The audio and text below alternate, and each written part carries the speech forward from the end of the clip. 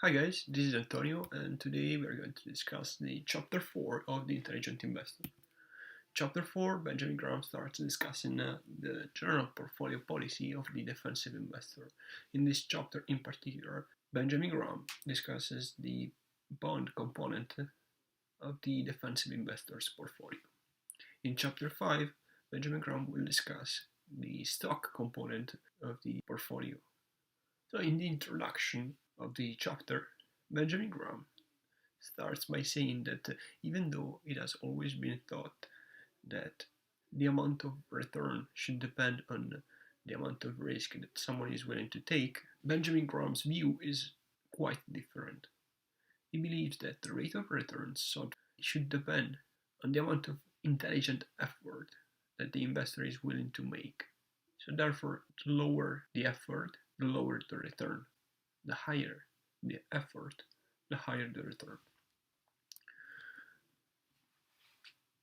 Now let's move on to the basic bond stock allocation. So the basic bond stock allocation should be 50-50 under normal conditions. But if there is a bear market, an investor should have more stocks than bonds, but never more than 75% stocks and 25% bonds. If we are in a bull market, then the defensive investor, as well as the aggressive investor, should have more bonds than stocks, but again, never over 75%. Of course, many people will argue that under current conditions, bonds are not convenient, and it's difficult to argue with that, especially if bond interests are lower than the average rate of inflation. However, the general view of Benjamin Graham is that you should never have less than 25% in your bond component. Discussing the bond component of the general defensive portfolio, Benjamin Graham says that there are a couple of questions that should be preliminarily answered. Number one, should the investor buy taxable or tax-free bonds? Number two, should the investor buy shorter-term bond or longer-term bonds? With regard to number one, this question has to be answered purely under a mathematical perspective. We need to say here that if the investor is in the lower tax brackets, he should buy mostly tax-free bonds and should buy taxable bonds only in his 401k, because the 401k has a favorable tax treatment. With regard to the second question, should the investor buy shorter term bonds or longer term bonds?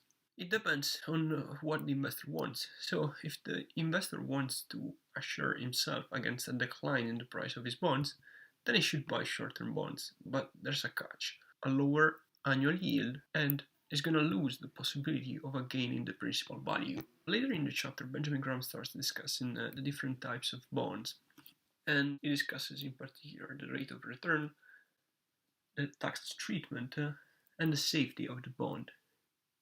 So the first type of bond is the US savings bonds. So they are producing a lower rate of return when compared with corporate bonds, for example, or also state and municipal bonds. They are subject to the federal income tax, but they also guaranteed by the US government, which makes them the safest types of bonds on the market. The second type of bond is a bond issued by a state or a local entity. They generally produce a higher return, and they also are exempted from tax in the issuing state. However, they are not as safe as the US savings bonds, and therefore you should always buy the highest rated ones. Finally, there are the corporate bonds. They have a much higher return. They are also very unsafe, and they are subject to both federal and state tax, so you better buy them in a 401k because of the favorable tax treatment. An alternative to buying bonds directly is to buy a well-diversified bond fund, which gives you the opportunity to buy bonds but at the same time to diversify without spending too much money. Alright, so thank you for watching, and if you liked the video, Don't forget to subscribe and watch my other videos on finance and the intelligent investor.